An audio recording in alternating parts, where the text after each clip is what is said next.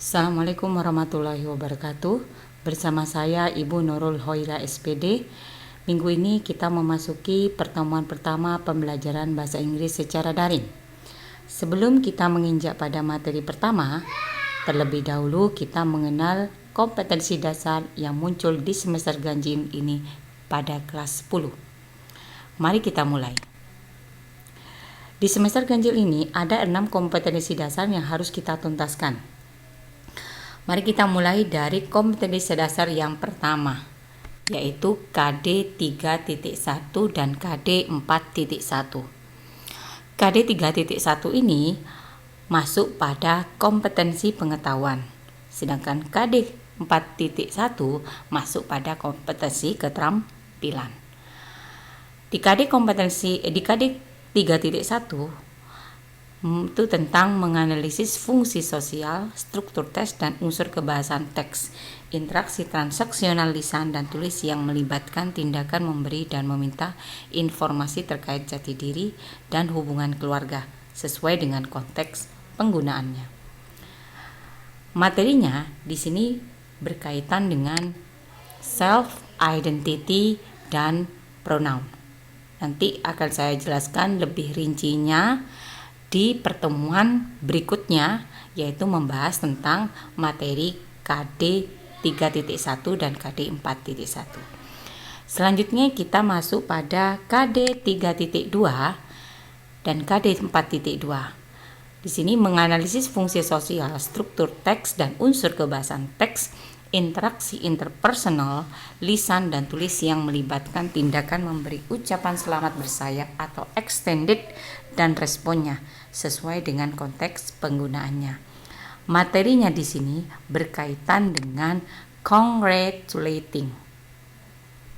Oke, berikutnya kita menginjak lagi pada KD yang berikutnya, KD 3.3 dan KD 4.3.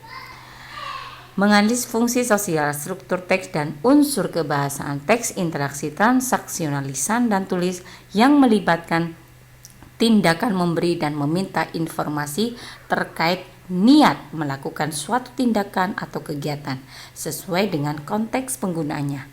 Perhatikan unsur kebahasaan be going to, would like to. Materinya di sini berkaitan dengan intention atau expressing intention, ungkapan niat. Oke, berikutnya KD berikutnya adalah KD 3.4 dan KD 4.4.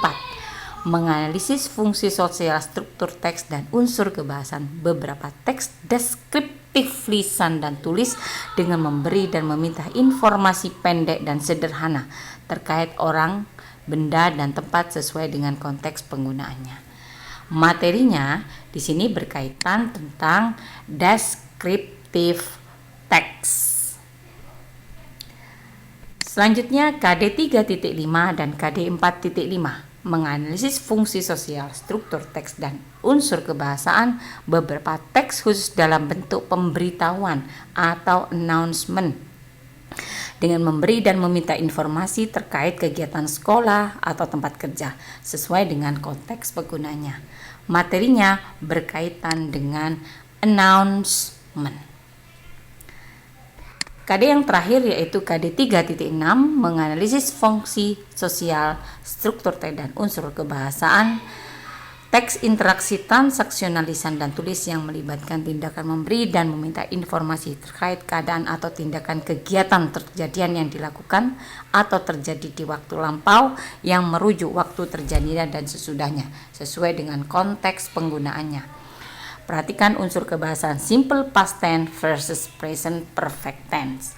Materinya di sini berkaitan dengan past tense versus present perfect tense.